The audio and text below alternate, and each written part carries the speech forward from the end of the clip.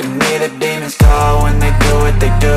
And now I feel like taking off, find a place with a view. The pain is never gonna stop if it's controlling you. I know that time can heal it all, I just gotta get through. I just gotta get through, I just gotta get through. Cause I feel like taking off, find a place with a view. The pain is never gonna stop if it's controlling you.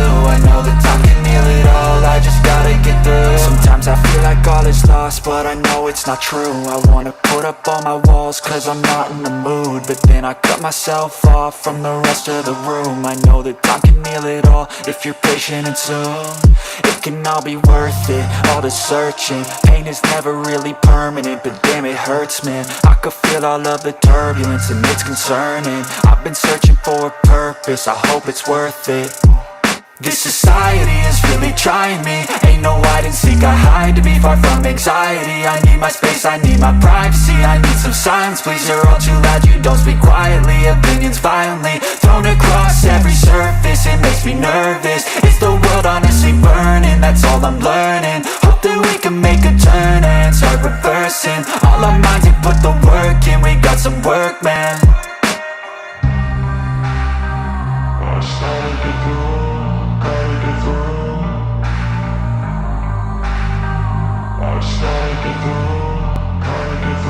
I can hear the demons call when they do what they do. And now I feel like taking off, find a place with a view. The pain is never gonna stop if it's controlling you. I know that time can heal it all, I just gotta get through. I just gotta get through, I just gotta get through. Cause I feel like taking off, find a place with a view. The pain is never gonna stop if it's controlling you. I know that time can heal it all, I just gotta get through.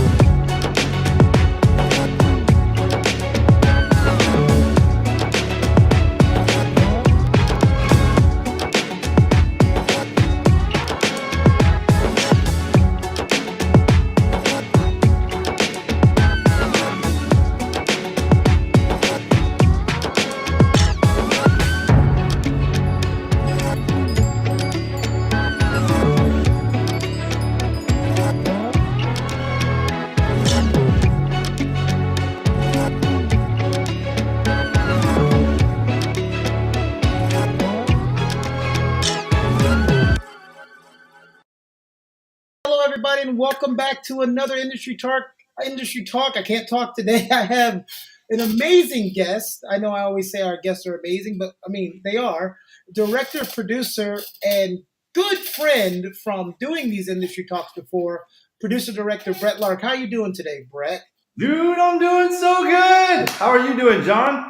I am doing great. You know, it's great to have you here. We haven't had a director or producer on in a while. You're a man of many hats. You and our next guest is a person of many hats. And I love people that have many hats because they can show a lot of experience and talk about a lot of things. So the first thing I want to do is go ahead and introduce yourself, and then we'll get into the basics of your background, and then we'll talk about some things that you have coming up, and then we're going to open it up for our talent. Krista McPhail, who also looks like Tom Hanks, a talent of ours, says that is an amazing beard. So, thank you, I appreciate it, man. Been working on it. I've got my growing it out. But anyway, my name's Brett Lark, and if you haven't heard of me, that's all right. You can look me up on Google, and I've got a YouTube channel. We've done some work with Mr. Beast, and we've done some production as far as acting early on in my career, and now I direct and produce, and I'm really excited to share with everyone here what I feel like is a great instrumental talk on helping someone to get a good visualization of how they're going to bring their career to higher heights than they probably even thought that they could imagine, with some little ingenuity. So, yeah. A little ingenuity. Now, well, of course, the hungry thing that people will see, if you've been on some pretty big sets, uh, Yes, you've been on the set of Grey's Anatomy, you've been on the set of Ocean's 8. Uh, correct. you've met and talked to people like, it's funny, you got the beard. You've talked to Hugh Jackman and you've met Hugh Jackman. I want to talk about the Lego car. Okay, let's do it. I want you to tell everybody about the Lego car because they have no idea what I'm talking about. Sure. So we're in the middle of a YouTube series right now where we wanted to build and trade a Lego car into a real car for a friend of mine that's an artist. And our first trade was this amazing trade from a Lego car to this $5,000 painting. And now we're about to put another video for our next trade on top of that. But it's just fun. It's a lot of fun. I will be talking more about social media and what you can be doing to amplify your game. So that's exciting. Yeah, it's been a wonderful game changer for us in that extent as well. Now, Brett, did you ever aspire to be an actor, or did you always, when you got into this, you thought, "Hey, I'm going to be behind the camera. I like behind the camera and the work that we do behind the camera." What was your first inspiration? I never thought that I would ever be behind the camera, and I really don't get behind the camera too much. But I do know I've had to learn. I didn't have to. I decided to learn Mhm. about camera operation, directing, writing, and a lot of the things that take place behind the camera. And I think that it's made me a better actor. But then additionally, it's given us opportunities to kind of chart our own course. Like Adam Sandler, great actor, but he does way more than acting. He's the money behind all of his projects. He writes all of his projects, or at least he's part of the writing team. He's coming up with the ideas. He understands all the facets around it and has his own production company. So, if he wants to work, he's not asking for a green light from someone.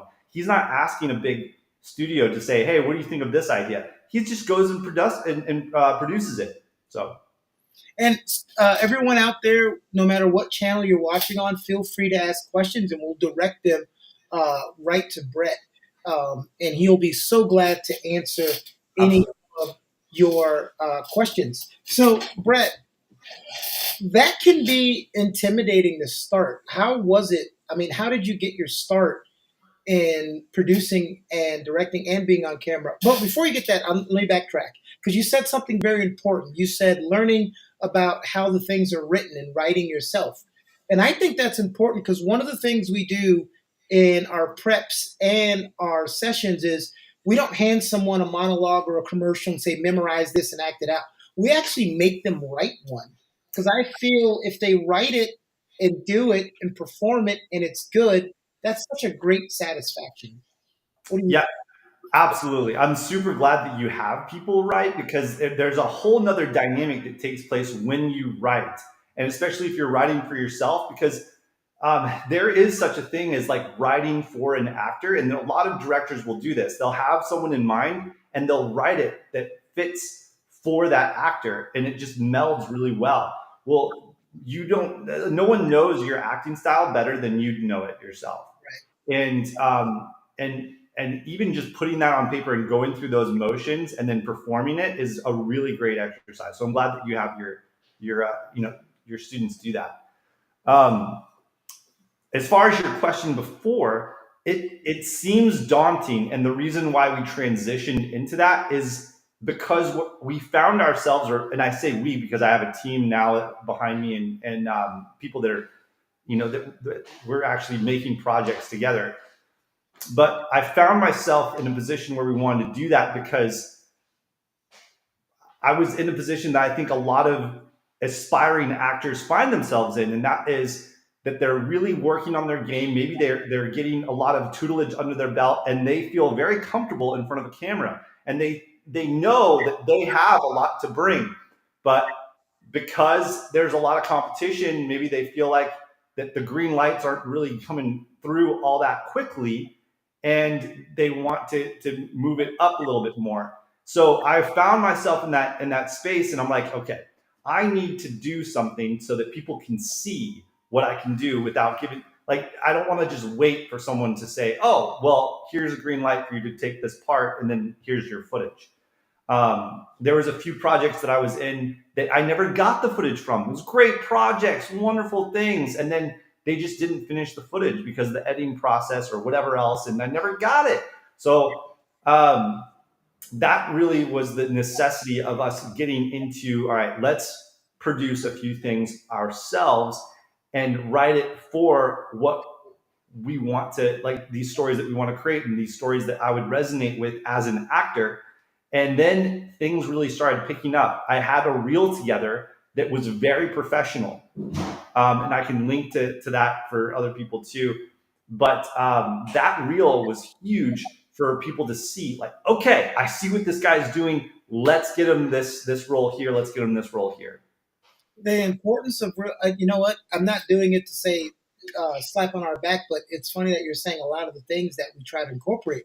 People understanding how to make reels and writing their own material.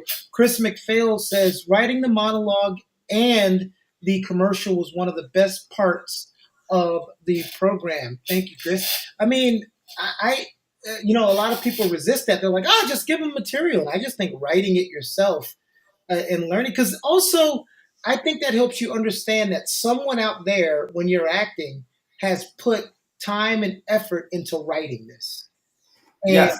you're Yeah. trying to bring that person's thoughts off paper and bring that to life.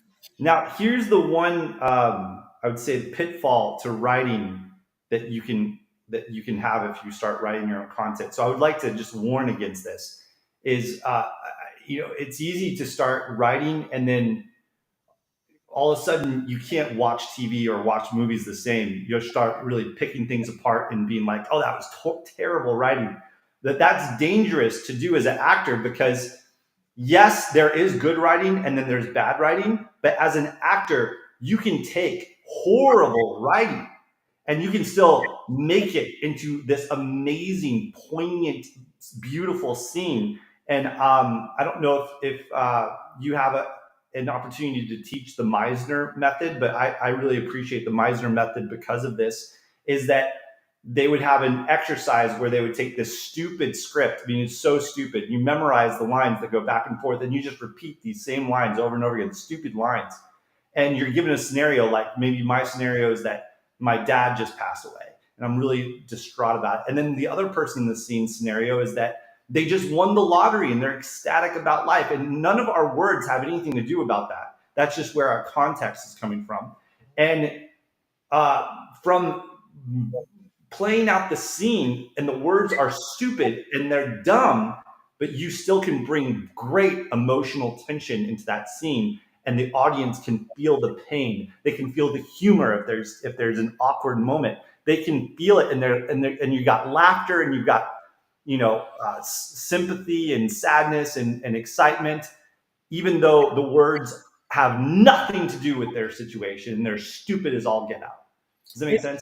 It's the ability to have all of it combined. You could have the greatest script ever and terrible direction, Correct. not good acting, and now it's that, and you could have vice versa. We've seen that before in movies. Debbie asked a very good question here. Debbie Redmond says, have you experienced that some or a lot of directors allow actors to improvise, or are most strict actors stick to the script? Now, that is another thing, that, because you said dangerous territory, and I want, you can expand on this. I'm just going to say it from the coaching view. I always tell new actors, you never want to do that. Usually when people improv, they know their lines, they have a blank, they improvise a word to keep it going, and sometimes that line gets kept because it was better than the line that was in there. But no one really goes out and tries to improvise all their lines. Some people who get famous, like Vince Vaughn famously became a pain because he improvised way too much. What's your take on her question? That is an interesting question. And from my experience, I would have two suggestions on that, which is kind of weird. All right, so let me break that down. Suggestion number one is you should take risks. some major careers have been made, like Jim Carrey's and Robin Williams, because they took massive risks. Now, that being said, they practiced those risks for months and months and months on stages as a comedy routine. So they had experience knowing what jokes would land, what things would do really well. And even though the script said this, when they got on something, they just became a master already of knowing that if I branch off here, I know that this is going to be comedic gold or whatever. And they were willing to take those risks, and then their careers were made from it on the cinema. So I definitely agree with taking risks. However, I think that you need to land a certain level of respect before you can take those risks, because you could actually offend a lot of writers, because there's egos not only on the acting side, there's an ego on the writer side too. That writer is trying to make a name for themselves, and if you deviate from their thing, they might get offended and be like, dude, just like I wrote that, you know. Especially if you only have one line in the movie, you might want to just do your line. Yes, but have fun with it. And like I would say, give them the take that they want, that's just like what they're looking for, and have 2 or 3 things in your back pocket that you practiced with the acting coach that are great flavors of that scene. And then when they do a take 2, ask them like, can I mix it up a bit? And I'm sure that the director will say, yeah, show me what, figure it out. Yeah, because I've even done that before, where they've taken all their shots, and I say, "Hey, can you do one more shot? And can I try this?" Yes. Sure. I let them get their stuff out of the way, so that's extremely advice. Yeah, do it the way that they've written it first take. Do that, I would say, especially if you're new and you're not established actor, and then have 2 or 3 things that you want to branch out and take those risks, and then they'll back you down, or they'll encourage you if they like it, right? So if you do something zany and they're like, dude, that was hilarious, and you're getting a whole bunch of laughter, well, then you're good to go. But if they're like, oh my gosh, that was funny, but back it down, that kind of takes away from the scene, because this is supposed to be like a sad scene. So that was hilarious, and we love your acting, but back it down. Or they might be like, don't do that. Can you do it the way that you want, that we did it before? Well, that's great. You're getting direction. So, but I don't think that it's wrong for you to have a few of those improvisations.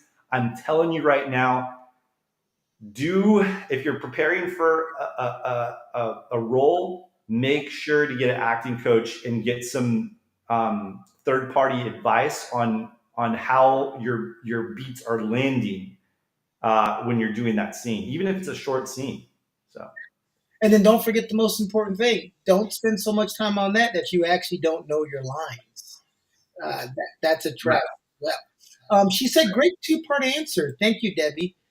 Chris is asking a question back from something we talked about earlier. So in writing characters, scenes, etc., should you be vague or specific? Maybe both. How do you know when to do each? How do I know when to do what? I'm sorry? How do you know when writing characters, scenes, should you be vague or specific? How do you know when to do each? Wouldn't that have to do with that character specifically in that role? Okay, I think I understand the question, and if I get it wrong, whoever asked that, just please let me know. We'll just take 10 points from Gryffindor. You'll be okay. Okay, sweet. So a lot of people ask that, like, well, how do you write, or how do you write really well, or whatever? The superhero power with that lies with really every single person, and I say that because of this. When you're watching a movie, you're like trying to write it in your head before you're even watching it. Like, there's movies that you've seen, and the guy's going down the hall. Maybe it's a scary movie, right? And the guy's going down the hall, and you're like anticipating. You're in your head thinking, oh, this is what's going to happen, and this is what's going to happen. And maybe if the director or the writer takes it a different direction that you hate, and inside it just kills you, and you're like, no, oh, that was so stupid. You should have went this way and created like a, you know, you're writing it right then, and you're being mindful of like stupid things and being like, no, that's not right. How many people? I mean, a fan. I don't know if I want to get into that territory. There are there are movies that have been coming out lately that the whole population, all viewers, are frustrated that they went a certain direction with the story. And they're like, no, what are you doing? That's stupid. And there's a general consensus that some of the direction that some of these stories have gone, Star Wars is one for me. Okay. Yeah, you know what? Funny that you said that because the way Luke died thing kind of just like, what are you doing? And there are, and it's not just a small population. It's like a big population of people that love movies, and they're like, that was dumb. Don't do that. As like, don't, when you're telling the story, that's not, don't do that. And so you're actually writing when you watch something. So when you write, it'll just flow if you just imagine the screen in front of you of whatever it is that you're writing, and you're just flowing with what you want to see on that screen. All of us hated Jurassic Park 3 in a lot of moments of it, right? And then there's other movies that were just like, gosh, that was so perfect, and I can't imagine a better story than that. Well, why is that a consensus across the majority of movie watchers? The majority of movie watchers love Jurassic Park, the first one, and put that in like their top storytelling movies of all time. So is How to Train Your Dragon, for the most popular, one of the most popular, animated movies as well. And so why does the mass majority like this? Well, it's because they're writing while they're watching. They don't even know it. So when you're writing, to know whether it should be detailed or not, I don't know if you should be focused on that. You should have your screen in your mind and your imagination, and it'll just flow. And that's why I think suspense movies are sometimes people's favorite, like a Shutter Island, because you go, wait, what? Wait, what? All this I was watching is not really what was happening, and those are the ones that. Oh, here's the writer I was telling you about before we came on. He just popped on here. So he's there. He's the one I was talking about earlier. So would you say it would be good to produce and make your own work on the side of your acting career? Now, that's getting into kind of you there, Brett, because again, you write, you produce, you've directed, you're in a lot of the projects. Talk about how great of a feeling that is when you create your own project and from beginning to end. What's that process like? Okay, I want to talk about this in two different ways, and this is really the meat and potatoes of what I wanted to bring to everyone today. And I really think this has been a huge part of my success and my team's success. Is there's twofold when you're producing something yourself. Okay, uh, one is the obvious, is that you're not waiting for someone to give you the green light and throw you in your ideal role and get the footage back that's perfect and then put it in your reel, right? You're able to take your own destiny in your hands a little bit more and put your reel together so that you can show that. And before, like 20 years before, you didn't really need a reel, right? Your selling point was your headshots and your resume. And now, if you have headshots and a resume, you're drowning in a red ocean. And to be in that blue ocean, you need a standout quality reel that shows that you can act, that shows you in roles that really match your personality and that just crush it for your vibe. So instead of waiting for that to happen, I highly suggest that you produce something for yourself instead of waiting. Now, you can continue going to audition and continue to gain roles. That's awesome. But why wait? Also, just be so dependent on other people to grant you access to those things when you have the ability, anyone can get a phone that takes great video. Anyone can get, some decent microphones, and you can even hire, editors, videographers, and not spend a tank load of money on it anymore, like you would have, 20 years from ago. Even the best of actors will do this. And I want to highlight, if you haven't seen it, Robert Downey Jr., when he left prison, and he had a lot of credits to his name, and I mean, he just finished Tropic Thunder with Ben Stiller, really established actor. And he wanted Iron Man, and he wasn't pegged for it. He had to audition for it. He took his own money. Go look at it yourself. He spent the money on this audition. You can look up Robert Downey Jr.'s audition for Iron Man. And he spent the money on this audition. You can tell that he hired a studio to put it in. He hired an actress to play a part from him, and other actors and other scenes. And he took the scripts that they gave him, the sides for this audition, and he produced it quality. And I believe that that's a huge reason why he got it, because he was still scrambling to look like he could be a star actor again after coming out of prison at that time. So I think it's really important. Let me continue on this. Can I keep going? I feel like I'm really wordy, but is this helpful? Can I keep going on this, John? About Robbie Downey Jr., you have the green light to keep going.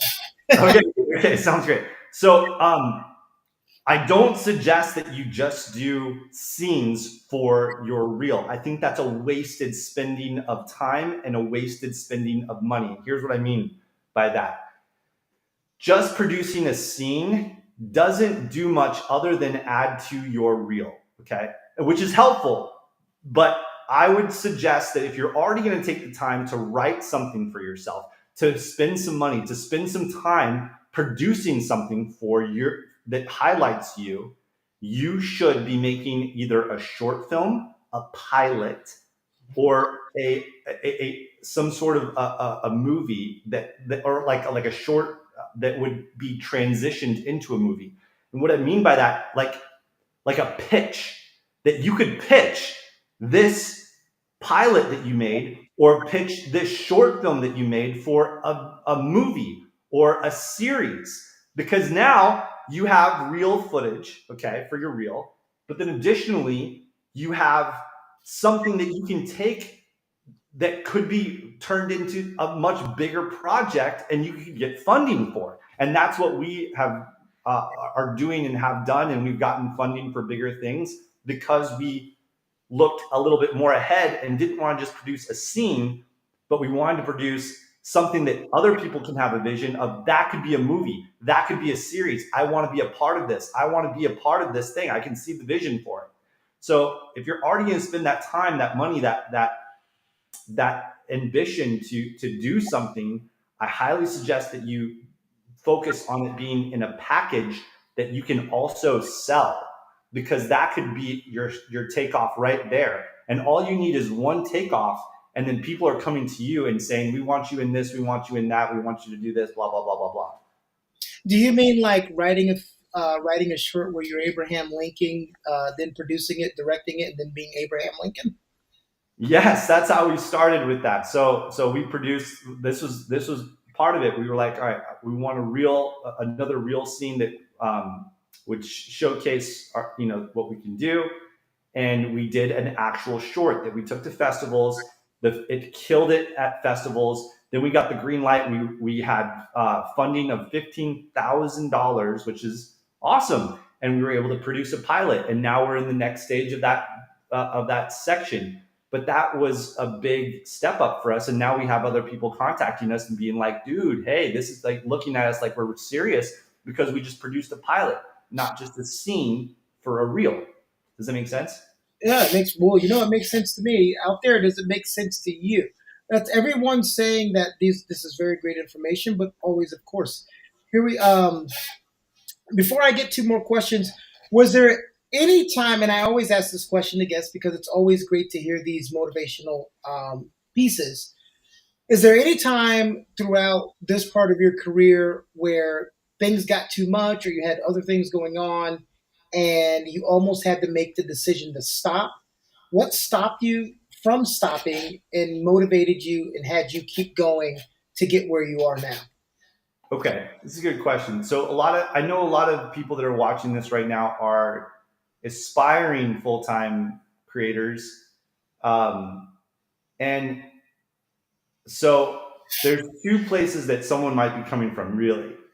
And that is a place of maybe you're coming from a person that has very little responsibilities, meaning that you don't have a wife, you don't have kids, and if you got a job tomorrow and they're needing you to go to New Zealand, that wouldn't be a very difficult conversation that you'd have in your head, other than getting your plane tickets organized and packing a bag and heading out.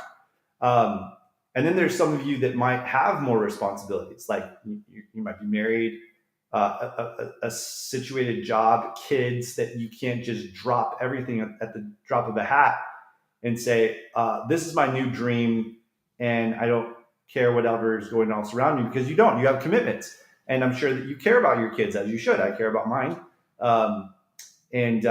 So there are times where I've had to say, okay, we're still moving on this front, and I'm still pushing the ball forward, but I've got to take this time right now, and I got to make sure that I've got everything lined up for my family. Does that make sense? Um, and it's not that the dream was put in the back burner or stopped or anything. In fact, that dream is still clear. It's just that I can't consciously sacrifice my kids or my kid, or my other responsibilities in order for this dream to come true. Because even if I got the dream and I were to sacrifice those things, I would feel empty, and I know I would. If it would hurt. It would hurt bad. So it has to be all together. I want my cake and eat it too. I don't want to just, I don't want to just be at the end with a firecracker and no lighter. That I want all of those things to be at the same time. So Delicate. It's a very delicate balance. yes, and the second part, I didn't go into that. The second part of making your own content is this: when you start making your own content, and even as an actor and entertainer, you should have an LLC. And most people that are working to be a full-time creator has a job of some sort, and most of the time that's a W-2 job. And your W-2 income, your biggest expense is your taxes. If you didn't know that, you're paying like 30, 35, 40% taxes. If you're in California, you're paying probably more like 50% taxes. And when you have an LLC, when you're producing your own content, when you're creating YouTube videos and getting better on camera and understanding cameras and how to crush it and how to film and how to lead a team in production and film production, you're able to write off all these different expenses that you couldn't write off when you had W-2 income. Now, when you have W-2 income, your taxes are withheld right from your paycheck. You don't even see them. They're written on your stub. That's like, oh yeah, you paid this much in taxes already. And maybe if you're lucky, at the end of the year, you're getting like a refund of like $1,000 or $3,000, even though they took more like $13,000 out of your paychecks. Well, if you're able to write off, which you are, if you have a business, if you have a production company, if you have an LLC that you're able to write these stuff off, as an actor or producer, you're able to write off the gym, because you have to keep your body in physical fitness. This is how you also make money, is you're an actor. You can write off your haircuts, your beard trimming. Yeah. Right off my massages. This is all. You can write off your massages. You have to be in optimal shape and athletic shape to do what you do. That's part of your business. You can write off your clothing if you're not, doing exorbitant. but like, you're the clothing that you're taking to auditions, and the clothing that you're wearing for this video that you just produced, and that you put on YouTube. I'll give you another example.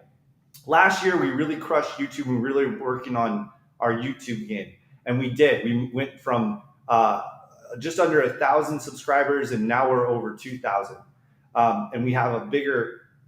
That gave us a lot of learning curves, and now we have an even a bigger push that we're talking about this fall. But in that time, we took a trip where I met Hugh Jackman and got a painting to him, and my daughter got to see the Statue of Liberty, which she's always wanted to do, and we had this amazing trip. And normally, you wouldn't be able to write any of that off, but in this case, I was able to write off the plane tickets, the trip to the Statue of Liberty, the first row ticket to the Music Man, where Hugh Jackman was performing, that we got to attend and enjoy, but it was part of the YouTube video. And anyone, like, if we ever got audited, and the IRS would be like, hey, did you really, how could you write this off? All I have to do is say, look, here's a link to the YouTube video that we did. It's right there. That's our advertisement. That's our business, and they can't argue with it. Oh yeah, there it is. So producing and acting, you need to have your business thought process too, because you're able to now not only get a $3,000 refund at the end of your year, but maybe more like a $13,000 refund. And now take that $13,000 and take 10 of it and go produce an awesome short film that could be turned into a movie, or an awesome pilot that could be turned into a series. And maybe it is, maybe it does. And that's your leading breakout role that you created for yourself, because it was highlighted for you. It was written for you. Everything was written, like, just molded for you. Anyway, that's what we've been doing, and it's been very helpful. So. No, I mean, it's awesome. I had got a tax return it so long until I started producing and have an LLC, and now I finally got. So yeah, don't take that $10,000 and buy a new car. Reinvest it into the business that you had. Kay Raming says, when you write your own reel, where would be the best place to upload it? Because that's what a lot of people say. Well, where should I upload this reel? Because people think, well, do I put it on TikTok? Do I put it on YouTube? And the reason why I brought that question in now is because you mentioned the number of followers, 1,000, 2,000. Now, to a lot of people, if you're on Instagram, TikTok, you go, well, 2,000, that's not a lot. You can get 2,000 TikTok followers in 15 seconds if you do the right thing, right? YouTube is a different beast. YouTube is not only the most rewarding, it's also the highest watched platform on the planet. It takes, 2,000 subscribers on YouTube is the equivalent of having about 50,000 followers on other apps. So if you don't know that, I want you to let that sink in for a bit.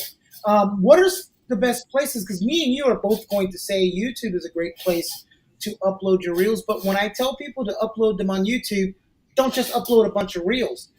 Be a content creator. That's just a part of your channel. That's a part of your playlist, reels. But you need a whole concept of what you're creating and branding yourself out there for. So I would suggest that you don't put your reel on YouTube. That was a mistake I did early on. So if you looked at if you go look up my YouTube years ago, you'll see that I put my reel on YouTube. That was before I understood the game of YouTube. I would never have done that before. I would have started over completely, but I just don't. I don't have that liberty to do that anymore, and now it's just part of my story. So don't put your reel on YouTube. Your reel should be on something like Vimeo or like a Dropbox link that you can easily share. It's something that you can share with talent professionals. No one cares about your reel unless they're casting professionals or directors or writers that are considering to hire you as an actor, because they have a pain point. They need an actor for this role. That's what they're looking for. That is what they're looking for. You presenting that reel is potentially solving that problem. So I don't suggest you put it on YouTube. Now, when you're creating these things, I don't like that you ask the question, when I create my reel, I don't want you to think, I would encourage you, don't think create my reel, create a short film that can be turned into a movie for yourself. Create a pilot that can be turned into a series for yourself. That's what you should be focused on, because now you can take that, you can submit it to Angel Studios or several other of these independent companies that are looking for more ideas, that are looking for more opportunities to create series, to create movies. And if you have something that's well put together, they may give you funding for it. We found funding for ours because of that. So to move to the next process and create an actual pilot. So make sure everyone's understanding that a reel is not something you create to upload on YouTube. You're creating that to have that as access to link to send to someone. If Right. you're creating a YouTube, you're creating a channel to create content. Like if you go to my YouTube channel, it's all content. There's no John's acting reel. No. Whatever you're putting on YouTube should be a story, a really good story, and it should have a beginning, middle, and end. And it should, study story, study the composition of that. We did a deep dive in the study of story on short stories for YouTube. Mr. Beast is a master storyteller. It doesn't seem like it because some of the videos that you see, it's like, well, how can you tell a story by putting a billion Orbeez in your backyard? But he does, and it's really laced in there, and that's the reason why people are attached to it. It's not just the spectacle of it. Anyway, but yeah, anything when you're putting something together, if you are going the YouTube route, reminder that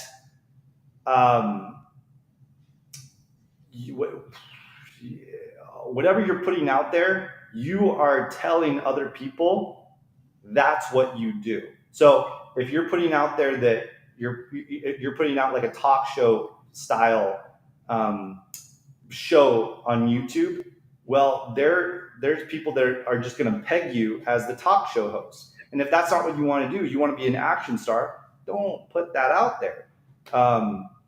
If you don't want people to be offering you jobs as a talk show host. If you want to be an action star, well, you need to be doing some things that are a little bit more actiony, and still create those cool stories. But yeah, and then and maybe while you're creating content, you might find you thought that you wanted to be the action star, but you actually don't really like doing that, and you actually like doing something different, and that's kind of been what we've been finding too. So. See, I just learned. So I learned something. We talked about where to put your reels. Thank God I never putting it on there. Mine are all unlisted. But you said one of your biggest accidents were you putting them on there. And I remember when I was going through, they had us put them on there, but they had us made them all unlisted, so no one can see them. But I'm glad I never made them public because that defeats the purpose of what you're saying. So hey, we all learned something. I learned something today. But also, what I learned, and Brett's talking about getting someone who understands what you're trying to do.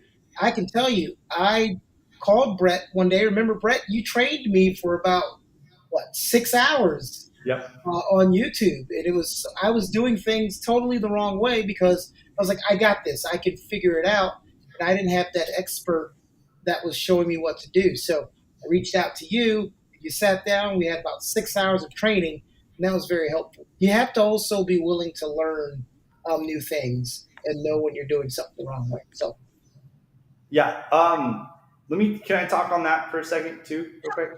Mhm. Okay. I'm not. This might sound like a pitch and for it to sound corny or whatever, but it's really true. Everything in business and like right now, I'm about to pay $3,500 to an expert on taxes so that we can just really crush our tax game. But everything that we have gotten down to where it's been very successful and helpful in our area, I've paid someone that was much smarter than me in that area that have already done it, that has already been successful, to teach me that and to make sure I'm not making the same mistakes that other people will have to make because they have to stumble and figure it out on their own. it's super important to invest in yourself on the areas that you know that you want to improve on. And the way to do that is to find someone that has some success or a massive amount of success in that area, and get them to help you with that. So yeah, that's right. Oh, did we lose John? Did not lose me. I was giving you a close up. Oh, Debbie asked a question because you talked about making content and putting content out there. She said, "How do you prevent someone from stealing your idea if you make something like this?" I love it. I love it. So I love this topic, and I've talked about it a few times. You want to make your idea as fast as possible, and you want to make it as public as possible, because once you do that, Timestamp. it stops anyone from ever stealing that idea. What I mean by that is, um, no one could ever duplicate a Mr. Beast anymore. Otherwise, they'll just say, "Dude, you're a Mr. Beast knockoff." Um, as soon as you create something, uh, there's now a record of it when you make it public, when you put it on the internet. So there's evidence to show that, hey, you just copied this person, and you want to make it as public as possible, as quickly as possible. So I never suggest that anyone be scared that they're going to steal something. Now, we're doing a series, right? We shot a pilot, and I've already written out several episodes after that pilot. No, I'm not sharing that with anyone, because that defeats the purpose of us launching those episodes, and then they won't need to come and watch it if they already know what's going to happen. So I'm guarded with that material and making sure that we're not sharing that everywhere. But anything that I want to share with the world that we can do, you just need to do it. You need to create it and not worry about people stealing it. It's like, there was a great comedian. I can't remember who it was, but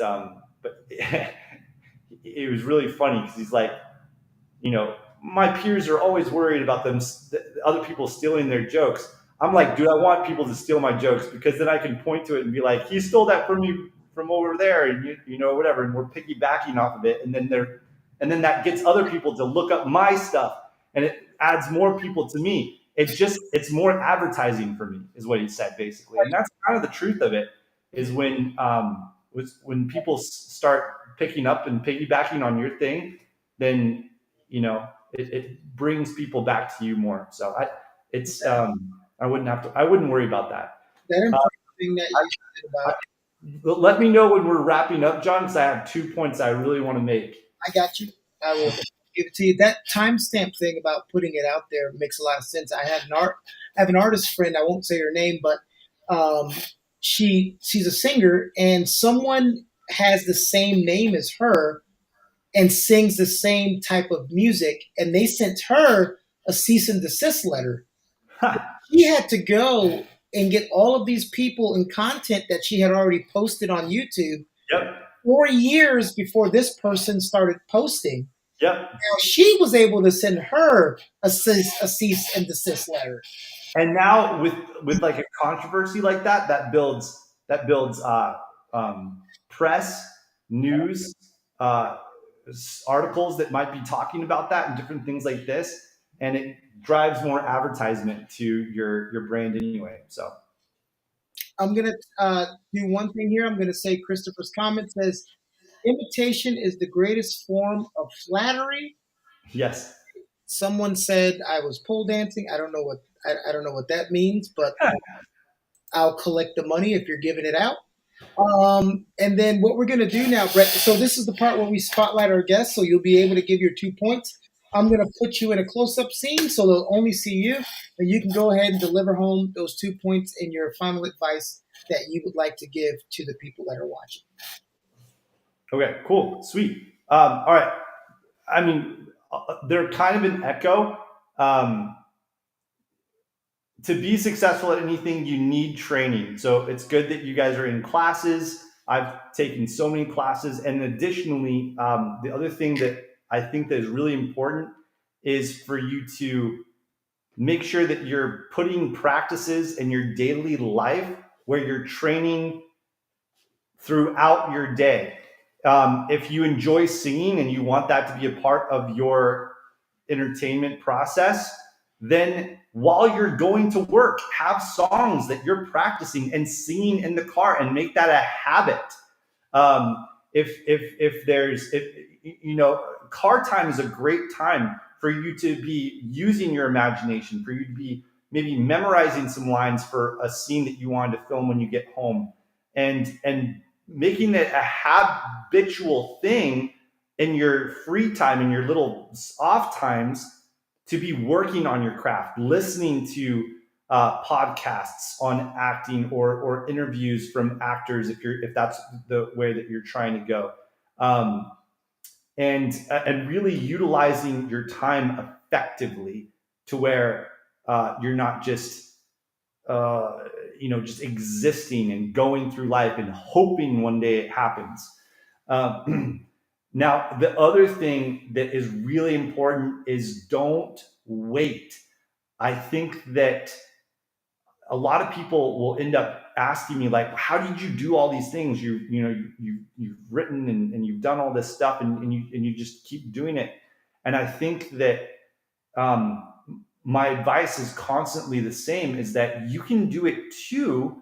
It's just that most people are nervous to pull the trigger, and they have all these conversations in their brain of like, oh, well, I don't have a camera, or I don't have this, or I don't have that. But it's when, and everyone knows this, every single person that lives in the world knows that anything that they've accomplished successfully, at some point in time, they're just like, I'm just going to do that.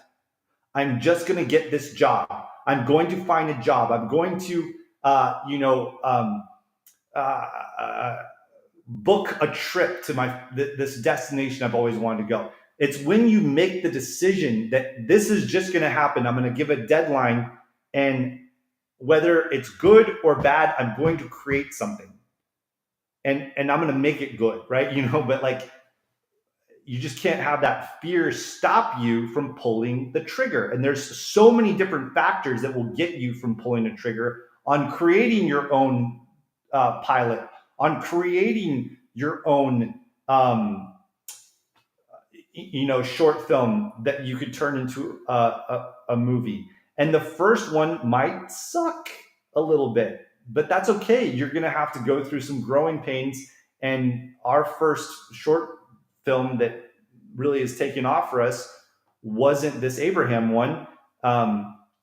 We've done several short films before that, before I even had this epiphany that we needed to focus on creating content that could be sellable, not just scenes. And there was mistakes that were made in those first few, but you got to go through those movements of making those mistakes, of networking with people. And then the last point that I want to make is this, is that relationships are so important.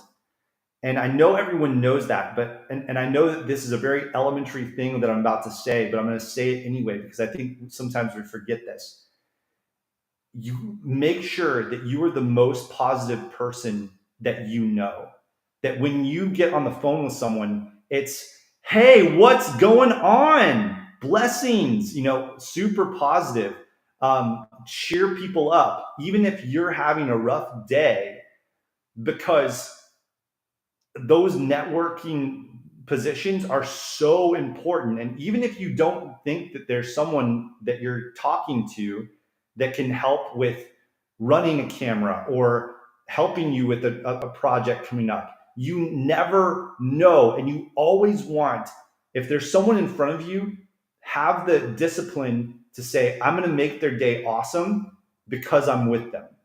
And whether that ever translates into a reward that you receive for it or not, it's just a really good way to operate always. is to always make other people's days, period.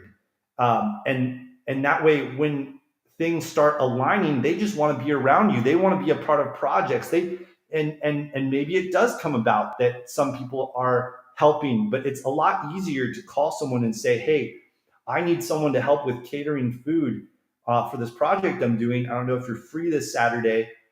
I can throw some money your way. And then maybe on the phone, on the other side of the phone, they're like, dude, don't pay me a thing. I'd be happy to spend this Saturday with you. What do you need me to do? Because you're so helpful to other people, and you're just, it doesn't cost you anything to light people's day up and tell them that you're praying for them, or that, blessings on them, and give them a hug and to tell them that they're awesome. That doesn't cost you anything, zero. And it makes you feel much better to just say, dude, you're awesome. You rock. Let's go. Let's kill it. Come on, man. I'll see you later. That's so, so, so important, is to make people's day.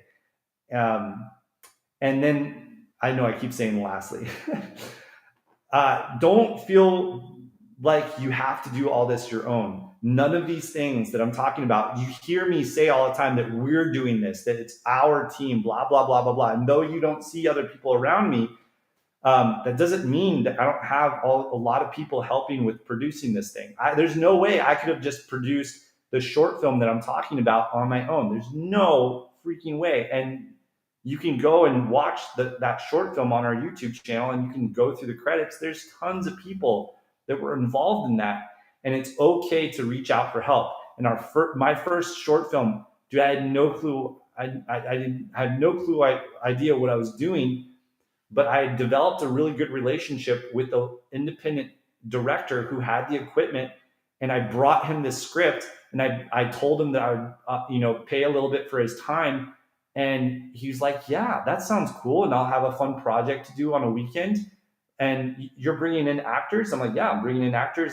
Several actor friends that I had were willing to do it for free because they were going to add to their reels as well. And we did our first one like that. So don't be afraid of asking for help. And if you need help, if you need advice, I'm happy to help in that way. If you are like, Brett, what you said really resonated. I want to produce something. Can you point me in the right direction? I'm happy to do that. It's not hard. My name is Brett Lark, BRETT LARK. I'm very searchable. It's not hard to get in touch with me and reach out. So I highly suggest that you take your destiny a little bit in your own hands. You're already trying to do that now by going to classes, and that's super important. Now go to the next step, and don't just wait for someone to give you that dream role that you're waiting for. So, Brett, you said a lot of great things also about always being positive, which is crazy because every time I call you, you go, what do you want? No, I'm just kidding. You never do that to me. Calling you is such a refreshing thing because we shower each other with positivity. yes, sir. So it's always a great call. Make sure that you all check out 2 YouTube channels. I'm going to put in the chat to kind of get a better guidance on what it's like and see the content. So I'm going to put Brett Lark YouTube channel in your chats that you can all see it. And I'm also going to put Keone Productions YouTube link in the chat so that you can see and leave comments. Watch the content, see how content is made, and help yourself with that. We got a lot of questions that flew in, but guys, Brett will be back. For those of you who love this and those of you who just got to come in, make sure you go back and watch from the beginning. Zaire and a lot of other people say thank you, Mr. Brett. Is there a way you can stay in touch with you? I think you typed that before you said it. But Zaire, we got some plans for you, so just settle down there. And a lot of great motivational information on what to do with producing, writing your own content, and just the overall motivational message from you. Going to be awesome to have you back on here again. I know you got to get out of that house and head to summer camp, so we're going to let you go. Everybody that watched, thank you for joining Industry Talk. Real quick, John, is there a way that I can answer some of the questions that came in and flooded in? You want to do speed fire? Let's go. Here we go. Okay, cool. Yeah, so here we go. We'll go with I gotta scroll back up. Give me a second. Got a lot of good comments on being told to network. We got a lot of thank yous. I gotta scroll by all of the thank yous. Praise the Lord. That's awesome. That's great. And I saw a really, really good one. Okay, and you talked about the Meisner technique earlier because this is a in one of our classes we talk about 8 different memorization techniques, and I always tell people you got to find the technique that works for you because one technique doesn't work for everybody. So Emmy says, "How do you, meaning Brett, personally memorize your lines?" Okay, so it's in stages. I'll look at the script. I got to read it. I need to understand everything, all the little nuances and everything else like this. Then I will memorize the lines. I will just run the lines in my own head and with myself. And then I'm going to get together with an acting coach or someone that would be willing to read lines with me and experiment with it. See the emotional beats that I might not be missing and other people might be able to see in the, from an outside perspective. Once I've done that, then it's like muscle memory for a lot of it. And I have a lot of range to move however I need to, where when I show up on set and there's a new actress or actor apart from me and they're giving me something new, I can just respond on what they're giving me. So Awesome. And trying to find her name. She had a question in here about content. Brenda and Chris both need to know what is a good length for a short film or pilot. Chris is kind of cool because I told you about the pilot we were shooting 2 days ago, and Yep. Chris was on there for me. So that was his first experience on shooting a scene. But what is a good length for a short film or pilot? 12 to 20 minutes. That is the standard. 12 to 20 minutes is pretty much the standard right now when you're submitting a pilot or a short film that can be turned into a movie, because a short film doesn't sell. You can't sell a short film, but a movie sells. And a pilot is like your pitch for a series, and a short film is a pitch for a movie. So whatever short film you're creating should be like, here's the idea and here's how we could turn this into a movie, right? But every single one of those is between 12 to 20 minutes. They don't want more than 20 minutes and they want a little bit more than 10 minutes. So about 12 minutes gives a good flavor of what that series is going to be like or what that movie is going to be like. So to clarify to everyone so they know the difference, when you're doing a pilot, that's pitching a show, and then when you're doing a short, that's pitching a movie. Right, because short films don't sell and pilots don't sell, but series sell and movies sell. So your pilot is pitching a series that sells, that makes money, because that's the whole real goal, right? Like you got to make money with this stuff. Or a short film is a pitch for a movie, and movies sell, right? Awesome. Yes. Chris says, you have to strike while the iron's hot. Don't forget my name. I'm available. All right, Chris. All right. Stop groveling. Brenda says, thank you very much. Chris says, this was great information. Thank you so much for sharing your knowledge. Zaire says, thank you, Mr. Brett. Is there a way we can stay in touch? I think I read that one already. Christy says, thank you. Debbie says, thank you. And Chris ends with perfect thank you. So I know everyone here will be excited to see when Brett comes back for a part 2, 3, 4, 5, 6, 7, because I'm gonna work them.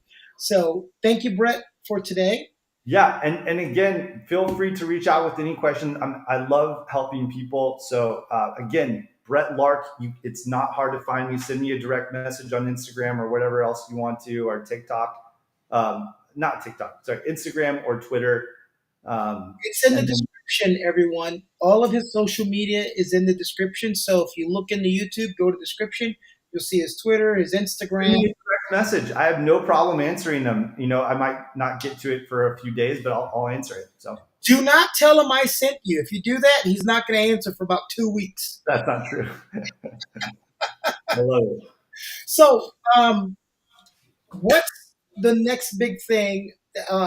Really quick, I want you to tell everybody about AirBNB, because if they go on your channel and see AirBNB, What is that? What's going on with Airbnb? So where everyone probably has like a full-time job or something else that they're doing to help pay the bills so they can move this along, Airbnb has been my full-time thing, and I've incorporated that into a little bit of a show where we've shown how we've created some of these things, and that's what we did with Mr. Beast. We have a video coming out where we created a Mr. Beast Airbnb themed out Mr. Beast Airbnb themed you know short-term rental in his hometown that we ended up giving to him. So it's pretty cool. Anyway, so that Airbnb has been the way that I'm able to pay bills and grow things as we're making this into our full-time reality. So Awesome. Awesome. yeah. Great tidings to you, Brett. Enjoy the rest of your weekend. Everybody else out there, enjoy the rest of your weekend. We will catch you on the next Industry Talk in a couple of weeks. We have producer, writer, back-to-back producers, writers, and directors, April Miles. So if you didn't get to ask your writing, producer, directing questions, she's another great source to ask those questions to. And we'll see you all on the next Industry Talk. Blessings. Have a wonderful day. You guys rock.